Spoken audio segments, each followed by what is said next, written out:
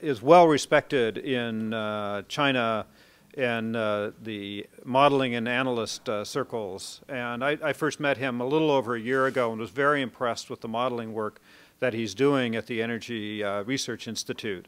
And I thought it would be really useful to engage him and get his thoughts on what the perspectives are for a low-carbon growth path for China, which is the core of the work that he's doing. So he is here sometimes in the States, but he's very difficult to pin down. So we're really very happy to have him here and have give us this presentation on some of his latest modeling results. Keyn has prepared a paper that we will be putting out as a joint product and putting it on the website. We're not quite there yet, but we will be releasing that sometime, hopefully within the next few weeks, which will be a much fuller amplification of the results. So, Keyn, would you like to start? Okay. Thank you, David. I'm really sorry. So I should be the first speaker, but I was occupied by another meeting, and also a little bit jet lag made me confused. I thought it's tomorrow for this meeting. So it's lucky it's not very far from here. So we have a modelers workshop by energy modeling firm, Stanford University. So we will do something like 5 days meeting there. So I'm happy to be here, but I will not very detailed talk about model, but try to explain how to secure China's low carbon future by answer questions and also some keywords we are doing right now. And okay, this is a picture. Well, what we mean we do the low carbon future. Even though in China we still have a lot of argument what's the meaning of low carbon, whether we should have some target or not. But basically in our study we said, yes, we want to go to actually low carbon for some global target, for example, 2 degrees. Then come back to see whether China can do this or not. 2 degrees scenario, still very difficult for China. Even we push all the technology potential, just like in the panel before, we do very big potential for nuclear, for natural gas, for renewable energy. Actually, it's really the new target for renewable energy nuclear is really amazing for next 10 years. But still, maybe we're still difficult to do some 2 degrees. So now our modeling team is still working on the possibility for China to do much more than we see so far the enhanced low carbon, actually the green line. This we already announced, I think, 1.5 years ago, and try to push all the making process to go to ahead with this one. So this is, in my presentation, I mainly focus on the green line for what we are meaning here for low carbon future for China, whether we can peak by 2030 and start to deep cut on what's the condition for this. So basically, my presentation are the key component of this scenario study is we have to go to reach this enhanced low carbon scenario, and also talk about what's the cost, what's the benefit, and also co-benefit. Because now everybody knows we have also suffered a very serious local air pollution, local water pollution, how to combine them together. I think I really appreciate for the panel discussion. They already mentioned about a lot of aspects for what we are doing here in the modeling. And also, okay, in that case, if China wants to go, we do find the very key component of the technology. So what kind of technology we really need for China? Well, not only for China, I think this week we have for global modelers. We also have a very intensive discussion for global technology. Who will take the lead? Who will benefit from the technology export or import? And finally, we, even though our target, our low carbon future, we so far talk about 2050 or 2100 from the global modeling viewpoint. But our target, because Energy Research Institute belongs to NDRC, who is the leading ministry to do the 5-year plan. So actually, our target is a 5-year plan. When we talk about 2050, the long-term target, we have to come back. What's the meaning for 12th 5-year plan and 13th 5-year plan? So that's our modeling tool right now is doing to support this. And okay, the first one is we try to change the economy, even though we have very huge forecast for GDP growth rate in China. But even though the global modelers quite doubt such kind of figure, but we pick up the data from domestic economics research and pick up something in middle. We didn't actually pick very high forecast for that.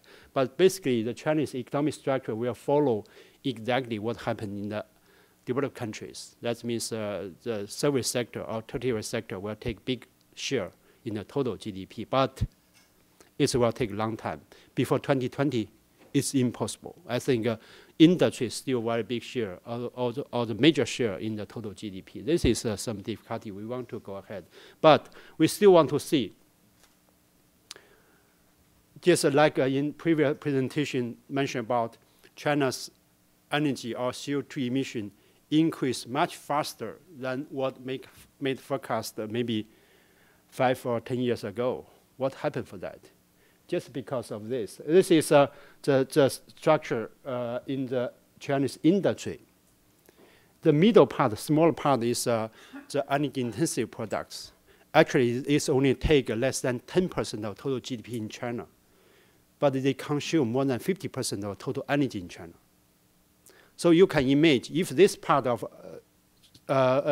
sector have some change, this will have very strong impact on China's future on energy. So we in our modeling, we say, yes, China have to limit or try to change some way for the domestic manufacturing industry. But when we do this project with other colleagues or with the government agency, they always ask us, okay, we have very big forecast for Chinese GDP. If you want to limit this, they said it's a fundamental industry. What's the driving force for very huge future GDP in total Chinese energy, total Chinese GDP structure? So we try to do some modeling for that. For example, in the middle part, yes, so China can really limit some energy-intensive products by supporting very high growth rate of GDP here in China. So this is possible. So we disclose all the data here for this table and ask a sector expert to check what happened for that, whether it's possible. So we make a forecast like this. This is the output forecast, for example, by 2020 and 2030, 2040, 2050. What's the picture for steel, cement, and other energy-intensive products? So we have a lot of discussion with industry people and try to disclose here. What's interesting is this is we say it's enhanced low carbon standard. That's because ERI's study focus on how to push government to do more. If the government already decide to do something, it's not outside of our study. So for example, our forecast is quite low. In our other scenario, we have higher forecast of steel and cement manufacture. Actually, cement manufacture is already go beyond than 1.6 billion ton last year. But whether China can need such kind of big amount of cement and steel, we make a study. That means we forecast not only for energy, we make forecast for steel and the cement by look at what's their usage, which sector the steel go to, what's the linkage. That means something like a physical input-output table we do for 2020, 2030, try to answer the question. Actually, this is a major driving force why in the 11th five-year plan, China is very difficult to reach its energy target. Because if you look at the last 5 years, we have really amazing increase for production of energy-intensive products. That's the major driving force for last 5 years. China go overpass United States to be the biggest CO2 emitter. And also, I think this year, IEA also announced China also the biggest energy user. But the Chinese official data and the IEA official data have a different way to calculate the energy. IEA data included traditional biomass. So if you put that together, yes, we are bigger than the United States to be the #1 of the energy user in the world. So this figure is very important, and try to understand what's the future for industry manufacture here in China. Whether we already nearly go to the peak of energy-intensive products. If this is conclusion, then it's now difficult to understand that for 12th five-year plan of energy target and the CO2 emission target. This is something we did, and also have a lot of discussion with the manufacturers. And okay, the previous slide we mentioned about economic structure change. Then next slide I want to mention about, we want to push energy efficiency progress in China. Yes, just like we mentioned about here in the panel discussions, keep almost the same very tough effort in the 11th five-year plan, continue to do that in 12th five-year plan and 13th five-year plan. We cannot say, okay, we did very difficult to reach 20%, then maybe we give up because it's too difficult for China. So even though now we still have very big argument on how to set up the 12th five-year plan any target, but we do hope all the policy we announced will continue and also include more policy to do the energy efficiency target. So finally, the target here for energy efficiency we set up is by 2030 or before 2030. China's energy efficiency in major industry will be in the top of the world. Then the question is, they ask whether it's possible or not. Then we have to check carefully what's the existing manufacturer capacity, whether we will replace that or not with the most advanced technology now in China. Some good news, some bad news. But I think good news is bigger than the bad news. So this is for energy efficiency things. And another good news is, sorry, this is still in Chinese, but you can see this is in a building, not only for household, but also for commercial building like this one.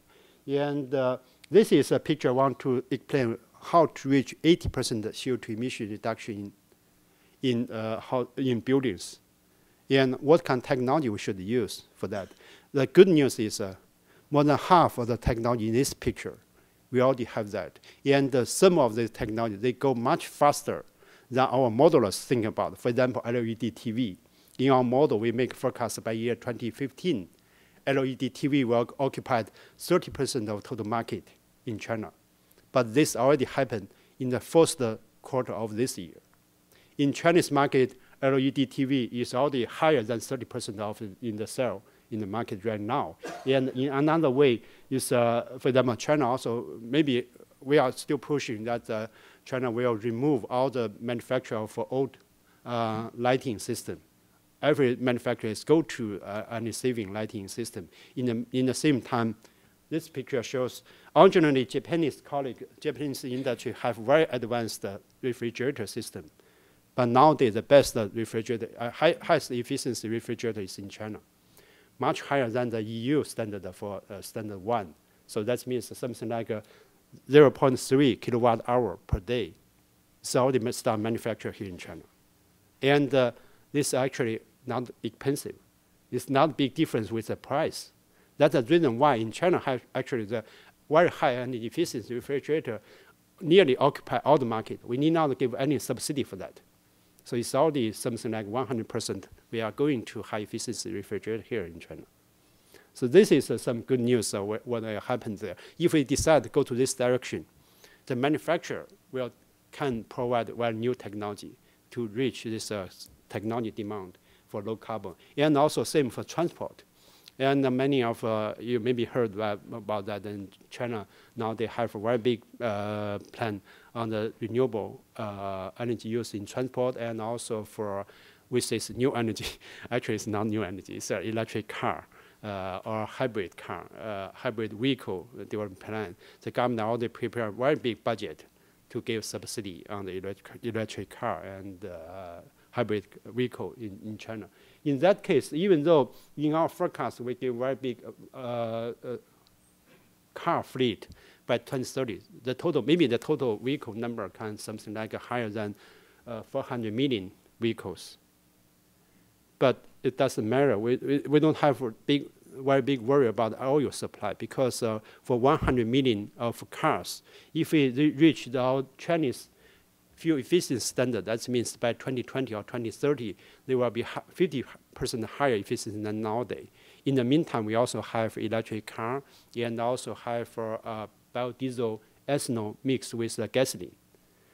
That means 100 million cars only consume less than 50 million tons of oil. So this, I think, we made a presentation on China for the oil industry colleagues. They really disappointed on this. So because the total oil demand is not so big as they forecast. So we try to disclose our data, what kind of technology actually happened for this. And in the meantime, we also educate people to use less car. You can have car, just like the data showed here. You can drive the car maybe similar with a Japanese colleague. In there is 9,000 kilometer per car per year. While in the United States, it's 3 times more than that. So this is one way we try to push less oil consumption by use of advanced technology. So this is transport. And you have unused technology, but we also really care about the supply side. So we also have something like technology roadmap. We gave a list of key technologies, something like we say it's 28 key technologies here in China in the low carbon scenario. We identified that. This is very similar with IEA, the technology perspective up to 2050. We also did a very similar thing. And when we identify these key technologies, next work we are doing is so far we also work with the National Technology and Science planning. This means for 12th five-year plan, the technology R&D, and also 2020 planning on that. So we're trying to push the low carbon technology we identified in the model inside their planning. That means how much money they need to do the support, and how much researchers, what kind of regime to support the fundamental research to do such kind of technology. So this is some ideas to link with the modeling work with the low carbon future. This is okay, if China or other countries like US, EU, Japan can take the lead on low carbon technology, we can make sure the technology cost or technology learning effects can go beyond much faster than what APEC before. Actually, just like also in the panelists, we hear about renewable energy here in China. It's really amazing. They make the cost for solar PV and also for wind is decreased very quickly. I think by this first quarter for this year, the wind manufacturer, what I heard is really amazing data, is already lower than 5,000 Chinese yuan per kilowatt for wind farm. This is a fixed cost. It's something already 60% lower than beginning of last year. So this is what happened there that make the cost. The same story for PV. I think 2 months ago, we have the last bidding on the very big PV project here in China. The lowest price is they bid for something like 0.9 yuan per kilowatt hour from power generation from PV system. And some colleague, I've been to the manufacturer there. I believe the cost there is true.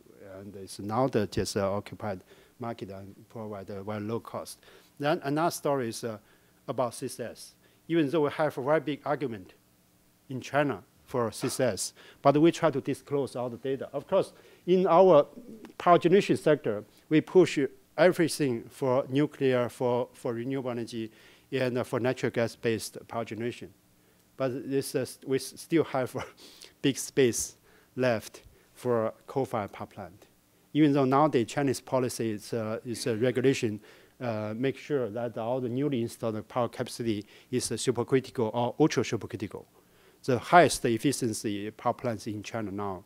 So we try to apply with that. But our strategy is we still want to push CSIS. That means China has to very quickly go to IGCC-based power generation supply, because that one can equip with a CSIS with less energy penalty and also efficiency loss.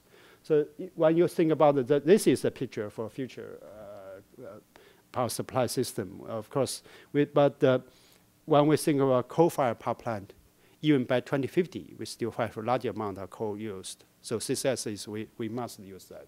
And this is actually, we really hope that from now, China can start our CSIS project. And maybe by 2020, we have something like at least 10 CSIS projects. We try different technology. And after that, we can fix which is CSIS technology in China we will use. And by 2030, make sure we will use CSIS in large scale. After 2030, it's a very big spread out for CSIS technology here. So this is the idea we design in the scenario, how to make sure China can peak by 2030 and start to deep cut after that. After that, after 2030 peaking, the major contribution for the deep cut is come from CSIS.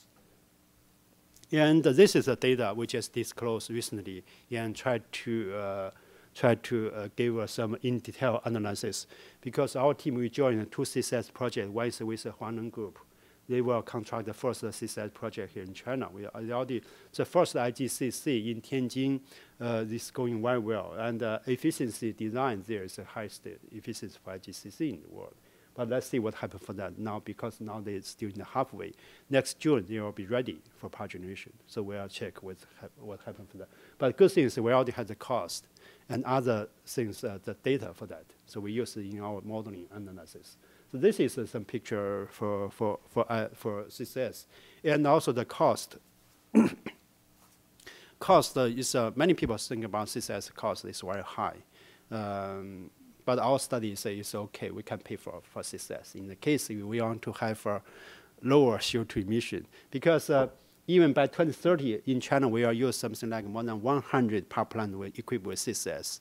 But the overall price for the electricity is only something like a 3 cent Chinese yuan per increase that. So it's very small, because by 2020 or 2030, the household income is already 8 times than nowadays. Even though they pay the same, or the electricity price could be doubled, it's still much less for the share of the expenditure for electricity in nowadays in their pocket. So much smaller than that. So that means that I think the policy we want to support is that we can pay for the green development here in China, even though there's something is more expensive. And we also have to think about the cost. I think in another meeting in this week, we'll take a 5-day meeting there. The global modelers, we have a very big argument of what's the meaning of the cost. In IPCC and also Stern report, they report a lot of economic GDP loss. But actually, just like a McKinsey cost curve is always talk about technology-based cost, always very cheap. But some CG type model reported the cost very high. But both sides, I think they have some limitation, because the technology model gave the cost, only calculated the fixed cost and the operation cost. And the GDP loss by CG type model normally don't have much idea for the technology progress when they introduce a policy on climate change. This is some way. But basically, the cost analysis for China is we can pay for that. We have an international collaboration to help China to have a new technology and also some financial support. We can do the low carbon future by using the investment for this one. And we also have to think about what's the profit. But actually, in the panel discussion, talk about a lot about Chinese technology. Even recently, we heard about the U.S. Regulation. One really worry about the Chinese renewable energy the competition. And this actually, from domestic Chinese discussion, this is the profit for Chinese economy. If we make the technology succeed, what's the meaning of the future Chinese competitiveness? This is a picture I took actually in year 2008 in the Beijing automobile exhibition. This is a Chinese-made hybrid car, electric car. All of these 5 models is already sold in China. It's already in the road. You can check with the efficiency of that. And that's the reason why recently Chinese government decided to give very huge subsidy for electric car. That means for one car, they gave something like 60,000 Chinese yuan per car. And some local government like Shenzhen, they double the subsidy. So this double subsidy means it's much more money than people to buy a normal car. So it's a very big money to give a subsidy. But this is just some Chinese manufacturers recognize the importance for their future for the manufacturing in the global market. And this is another good example. Actually, this already happened. The Chinese made clean coal technology, for example, supercritical and ultra supercritical units. The fixed cost is only half of that in the United States and in the EU. That's the reason why in the Asian market and even in Europe, some Chinese manufacturers export a lot of technology to there.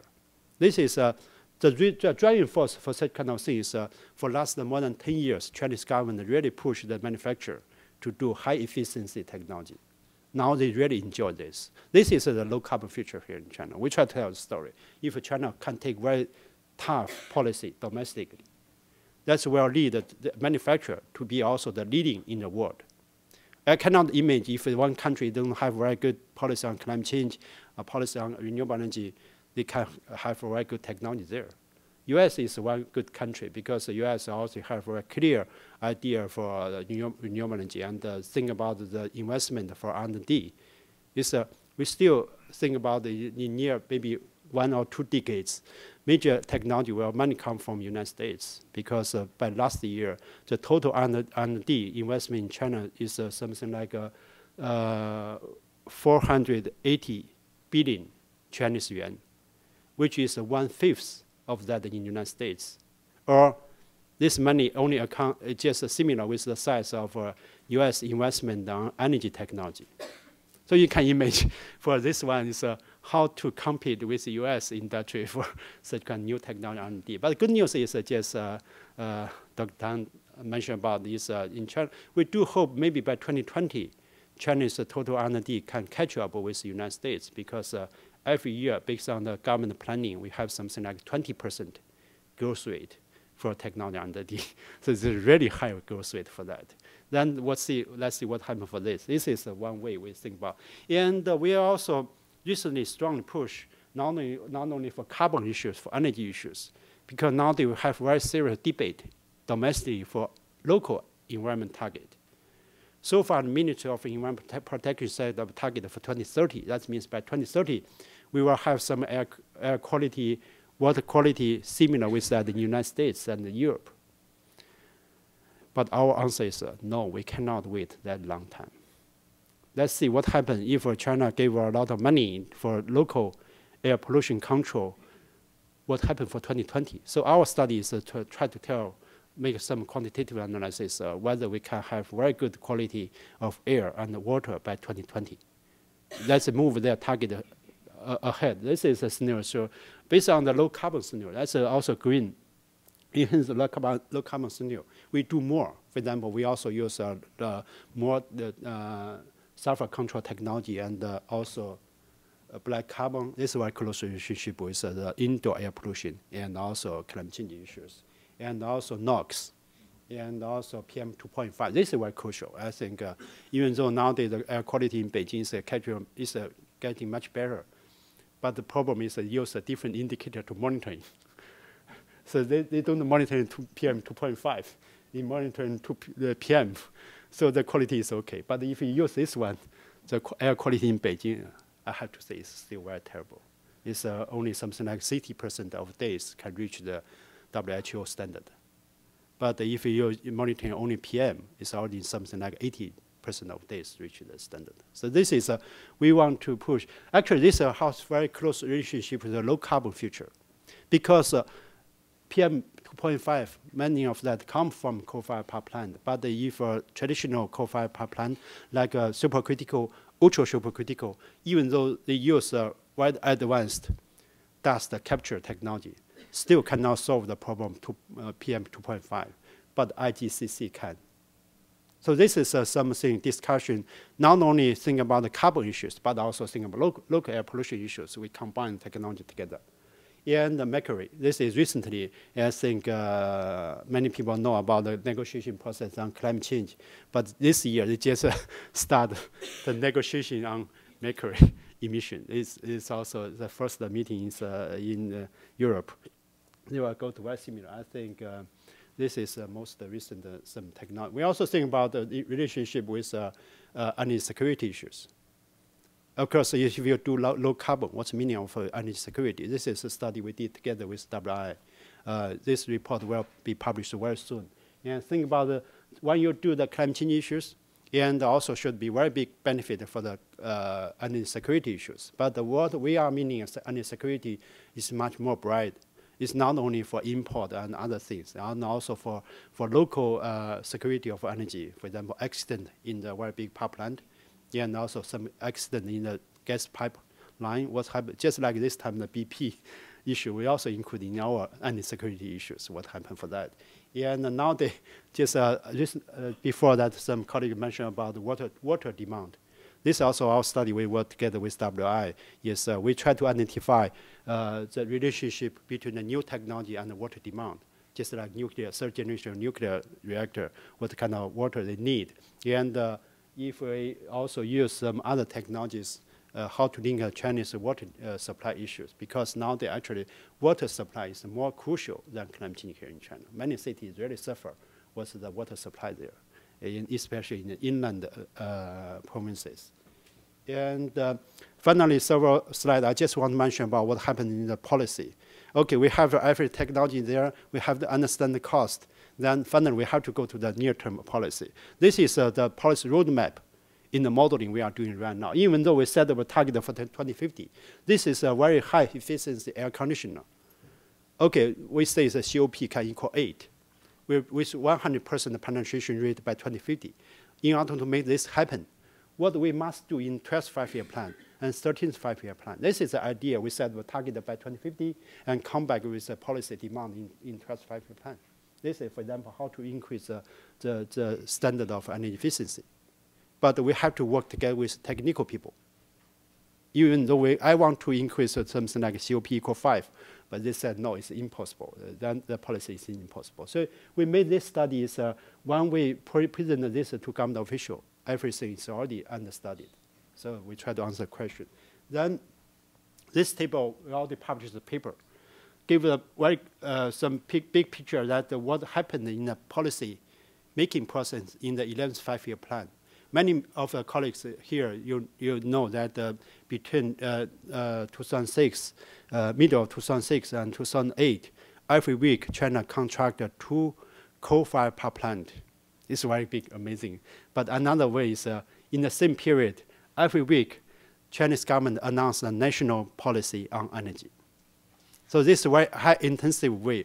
So far, I think China already learned nearly all of the policy in the world. What happened in the United States? What happened in Europe? Actually, already China pick up, except some policy like a carbon tax, well, not yet.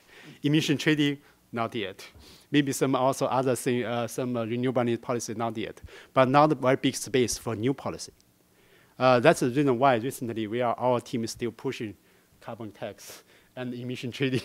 So let's see what happens in the 12th five-year plan, whether we can go ahead with that one. Anyway, in the 11th five-year plan, the government is very, very tough. They use a command and control way to do the energy efficiency. Recently, they said they also complained they're very tired of this. So you want to use some new policy. New policy, good thing is please use the market to control the price of energy and try to use some difference. And this is the pictures. I think we do hope all the policy will be continued in 12th five-year plan together with some new policy, like environment tax, including carbon tax. We can go ahead with some new policies. And finally, the last slide, I just want to mention about how to go to a low-carbon future. And this is just linked with the Chinese strategy for the low-carbon city, low-carbon province, or national low-carbon target. Yes, we should have short-term policy. We check very carefully what's the gap between the low-carbon policy and existing energy and renewable energy policy. What's the difference of that? Whether China is on the right track to go to the 2050 target for a really deep cut of CO2 emission. And also a long-term one, let's maybe work together internally or internationally. What kind of policy we can work together with United States and the EU, Japan. I think in near future, climate change policy will mainly depend on several leading countries, including China. And also, I believe China will be very active in the near future for climate change issues. And also will be changed over the next few years. Maybe our study focus really go to Copenhagen +5 and Copenhagen +10. So far, Copenhagen negotiation no more in our eyes for the study. So what we see won't happen for that. And now think about what's a political roadmap.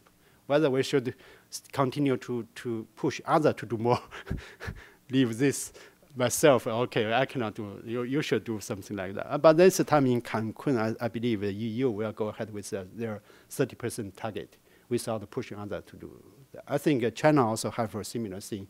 The policy making process, even though China promised 40 and 45% target in Copenhagen, but now seems all the policy is going to 45%. They almost ignore the 40% target. So they are going higher boundary of that. And now our thinking is whether we can see some other space we can push or do better effort to go beyond than that. Okay, I'll stop here. Sorry. Thank you. Maybe longer time now.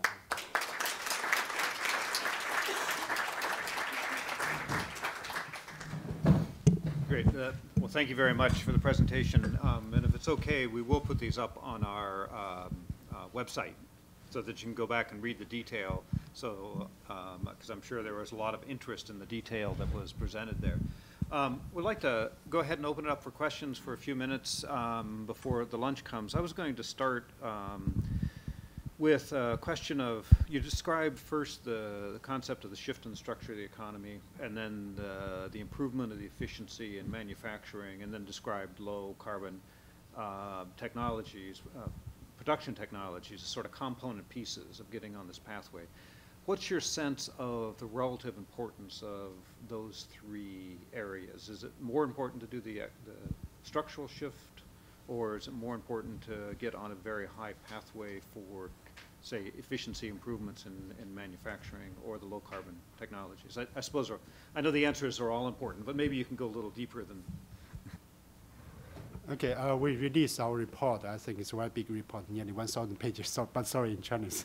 we give the importance of the policy, for example, what's the role for economic structure change, contribution to the CO2 emission reduction, and also energy efficiency improvement, together with the renewable energy and nuclear contribution for that. I think all these three aspects is very important. I want to say like this way. Maybe I think several years ago we had for a lot of argument because the total investment is very limited. And many people said, okay, we see something like 10 billion Chinese yuan, and we have for demand maybe 100 billion demand. Then they have to judge how much money for this, how much money for that. But what happened nowadays, I think the Chinese policy making process, we leave all the space for investment need, for renewable energy, for nuclear, for energy efficiency, and also for the economic structure change. Economic structure change, basically, we don't have much investment for that. Just go ahead with that. So I think that even though now, just like I mentioned about before, that China is maybe the #1 investment on wind, and also very soon we also maybe the #1 for solar PV here in the world. But the investment for that is still very small part of the total investment in China, because in China we have very high saving rate compared with that in the United States. Now the saving rate in China is 51%. That means that people put their money, they don't use the money, just put it into the bank, and the bank have to spend the money. So we got very big pressure for the investment system. That's the reason why Chinese policies want to go to encourage people to spend the money rather than put the money into the bank. The saving rate in the United States is less than, I think, 10% of that. So this is a very big difference. And so the discussion like this way, we just ask, okay, if you want to do more for renewable energy, do more for nuclear or more energy efficiency, the question is just like this: how much money you need, whether we can afford for that. But so far, seems the answer is we have enough for investment to support this. So I'll open up the floor here. I think I can see almost anybody. So we'll start here.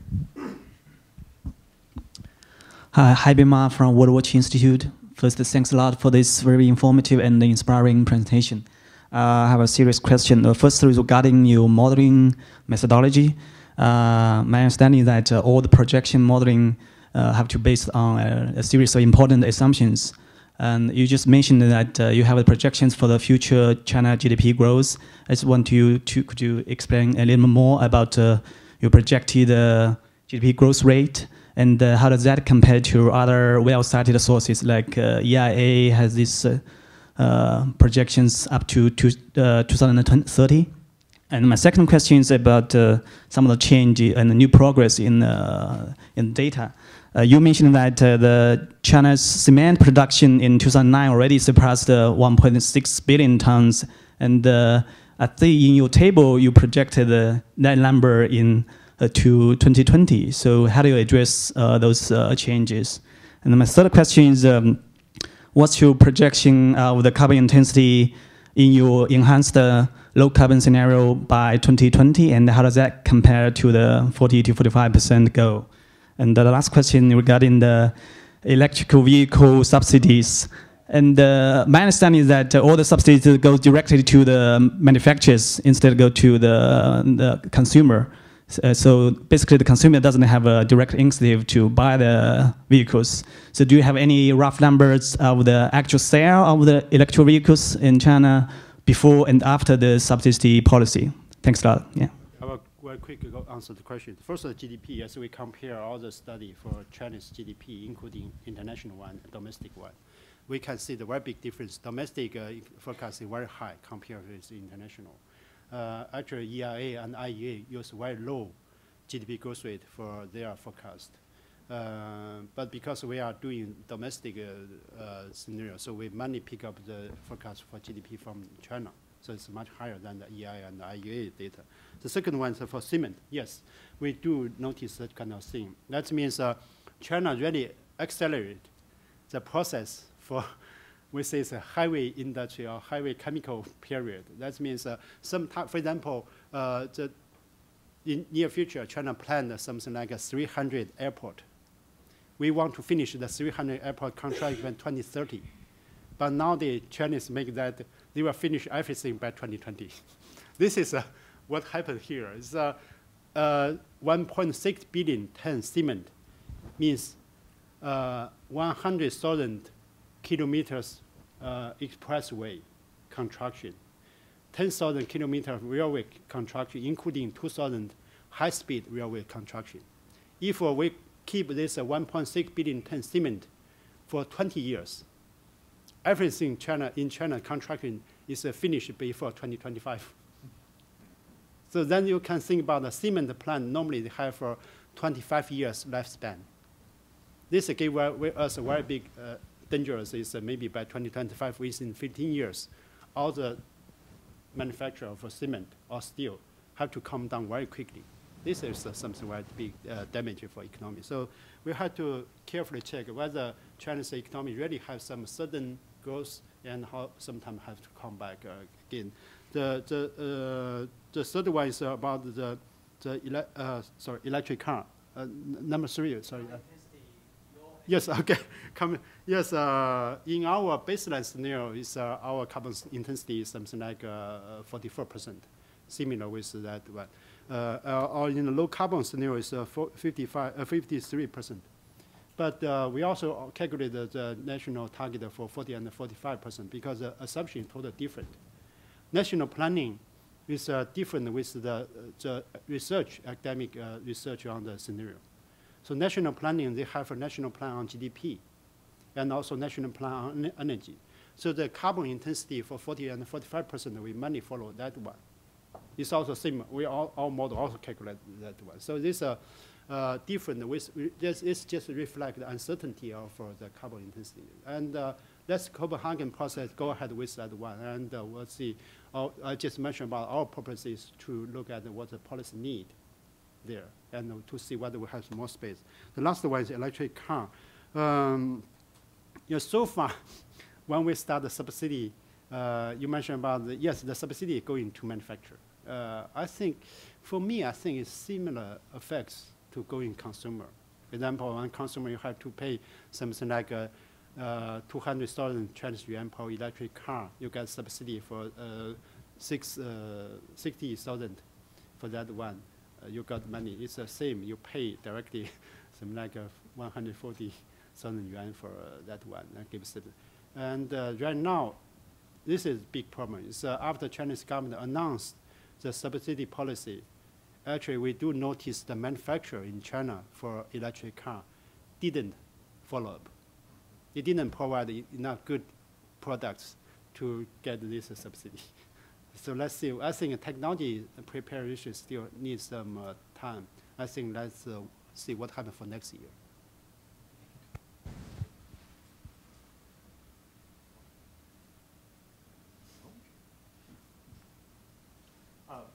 Well, I guess the other question I mentioned to you, you alluded to hoping that the 12-year 12th five-year plan would include things to continue the progress.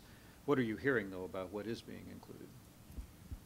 I think the policy, efficiency policy, because many colleagues working on efficiency, I think they're very eager to continue with all the policy already announced in China. Actually, I do see recently some policies continue to go ahead more than that, because the policy right now in. Oh, sorry. I'm not sure whether I should repeat that. Because this is the last year in the 5-year plan. It seems China got a very big problem with the target. I think by this first half year, the energy intensity decrease is very limited. So I think by now, especially from July to September, Chinese government continually announcing new policy on that. I do think this policy could continue for next 5 years. And also, just like what I mentioned about, we do hope some new policy on tax, maybe not carbon tax or other, some similar with any tax can come through to support that.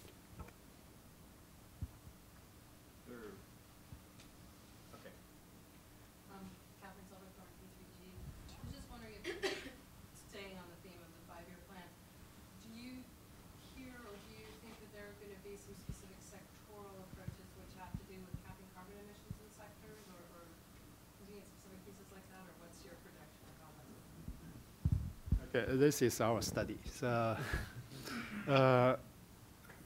basically, the Chinese delegation announced they don't want to do sector-based approach. But we do the study to see what happened for the sector-based approach here in China, whether it's good for China or not, because we try to do the research for the government and to see what the benefit for China. So right now we are doing 2 sectors. One is the power generation sector in China, another is the cement sector in Shandong province. Actually, the Shandong one is maybe outside the UFCCC can do something sector-based approach, because California states want to do sector-based approach with Shandong province. They will sign a memorandum very soon. So we are doing the study, try to avoid some political thing. For example, not cap. We calculated the sector-based approach target based on CO2 emission per ton cement. This is a quite good way, because this is very good for energy saving policy in Shandong province. They already set up a target for energy use per ton cement. We calculated based on that what's the CO2 emission. Maybe they can do more than that in the case if they have good job or something financial flow to do that. This part can go to carbon trading market. This is, let's see what happens for that. We are still for Cancun, and what I heard is this time EU really have for this thing in the pocket to bring to Cancun with a very big budget for sector-based approach. And recently China also got some trouble with the CDM. So we are thinking about we have to find out some other alternative way for trading for China. So this is our study right now.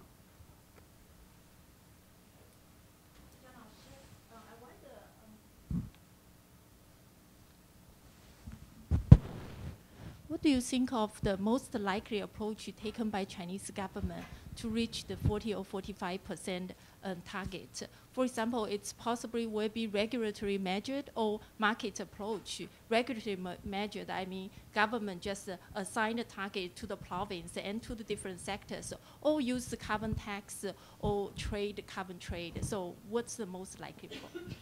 I think just recently, actually, the 12th five-year plan should come through this month. I think internally, there are also some news announced by government. For example, I don't worry about China's 40 and 45% target. It's go ahead with other target. For example, Energy Bureau will announce the energy intensity target soon. I think last week they talk about something in some meeting. Now they really official way. If what they said is correct, something like in 12th five-year plan, they want to go to 17.3% of energy intensity, which I think is quite low. And in 12th five-year plan, they want to go to 16.6% of energy intensity. If you calculate these two, together with the target of non-fossil fuel, it's already go beyond than 45%. So I think we need not to talk about too much about the Copenhagen target. Just leave the space for China to do our own policy on energy, renewable energy. This is already enough to go ahead with the target. So this is what I think. But we still keep the negotiation process, for example, technology transfer, financing support there, and to see whether we can do a better job on that. Well, since I see lunch, most of you can't see that the lunch is actually ready to be served. So why don't we do that? We're going to take a short break for lunch. Actually, if our panelists for the second panel can probably find a way to get to the head of the line for their lunch. And then we'll start up the panel while everyone is finishing off. But join me in thanking Zheng Keijun for his participation.